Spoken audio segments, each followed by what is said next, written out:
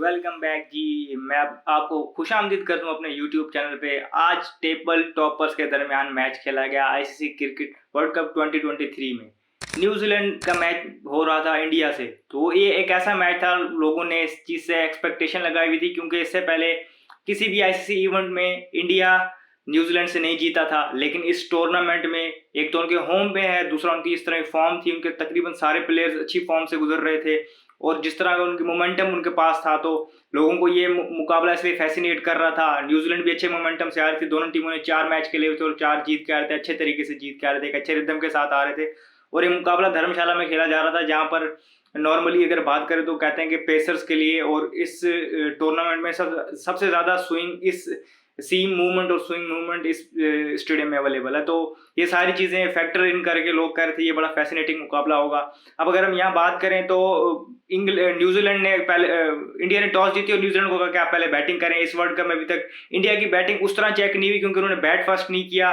New Zealand ने batting का start किया, तो अगेन इंडियन पेसर्स की यहाँ तारीफ बनती है। मोहम्मद सिराज और जसप्रीत बुमराह में हिलने ही नहीं दिया न्यूजीलैंड ओपनर्स को अर्ली ऑन, और इस तरह कॉनवॉय को जल्दी आउट कर लिया, फिर यंग भी आउट हो गया। आज मोहम्मद शमी खेल रहे थे क्योंकि हार्दिक पांड्या नहीं है, तो इंडिया का बैलेंस थोड़ा आउट हुआ। उन्होंने एक बैट्समैन एक्स्ट्रा खिलाया सूर्य कुमार यादव की सूरत में, और बॉलर मोहम्मद शमी ये शार्दुल ठाकुर की जगह आ गए थे, तो मोहम्मद शमी ने आगे ब्रेक थ्रू दिलवाया। विल यंग आउट हो गए। उसके बाद एक बहुत ही क्रूशल पार्टनरशिप हुई रचिन रविंद्रा और डैरिल मिचेल के दरमियान। उन्होंने इनिंग को जिस तरह बिल्ड किया, स्पेशली यहाँ डैरिल मिचेल की तारीफ बनती है कि उन्होंने जिस तरह आगे गेम को टेक ऑन किया, इंडियन बॉलर्स को उनको अपने ऊपर ज़्यादा हावी नहीं होने दिया, चांसेस लिए और एक बहुत ही क्रूशल पार्टनरशिप 150 प्लस रन की बनाई उन्होंने रचिन रविंद्रा के साथ। यहाँ पर इस पार्टनरशिप में सबसे इंपॉर्टेंट चीज़ ये है कि जिस तरह उन्होंने इंडियन स्पिनर्स को टैकल किया।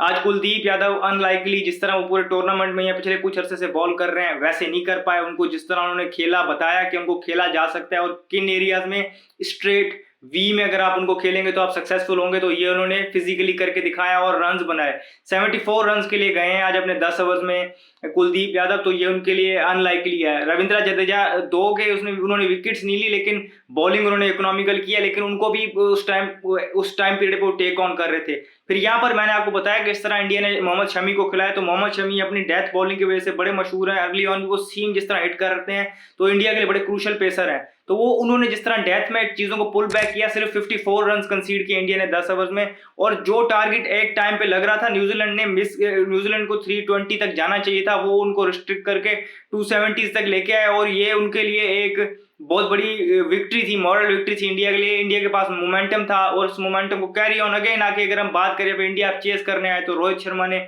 एक ऐसी इनिंग खेली, इनिंग की बुनियाद रख दी और आके रिक्वायर्ड रेट और ये सारी चीज़ें हटा देते हैं। जिस तरह आके खेलते हैं, उन्होंने एक quick fire 46 odd run score किए, फिर वो आउट हुए तो again the chase master king Kohli आए, उन्होंने फील ही नहीं होने दिया कोई टारगेट है या नहीं। उस बंदे के 5000 प्लस रन हैं चेस करते हुए और 92 की एवरेज है, तो ये अनरियल है किसी भी प्लेयर के लिए। उनका जो माइंड है, मैं उन्हें कहता हूँ वो न्यूटन है। जब कोई भी चेस करना होता है तो उनका माइंड साइंटिस्ट की तरह काम करता है, कैलकुलेटर बन जाता है, रन मशीन बन जाते हैं वो। तो 16,000 रन भी उनके कंप्लीट हो गए ओडीआई क्रिकेट में और 59 की एवरेज है उनकी, और ये आज उनका 49 टर्न हो सकता था लेकिन उन्होंने मिस किया अनफॉर्चुनेटली। लेकिन वो टीम को जितवाने के करीब ले गए, 95 रन उन्होंने स्कोर की और मैच को वन साइड कर दिया। अगर न्यूजीलैंड की तरफ से बात की जाए तो मिचेल सैंथनर ने अगेन अच्छा एक स्पेल डाला, उन्होंने तंग किए रखा, इकोनॉमिकल स्पेल था, एक विकेट भी ली। और फिर अगर हम बात करें ट्रेंट बोल्ट, मैट हेनरी ने भी स्टार्ट में अच्छी बॉलिंग की, थोड़ा लक उनका साथ नहीं दे रहा था, लेकिन टारगेट मैंने जिस तरह आपको बताया कि इंडियन बॉलिंग को बैटिंग को माइंड में रखते हुए थोड़ा वो कम रह गए थे।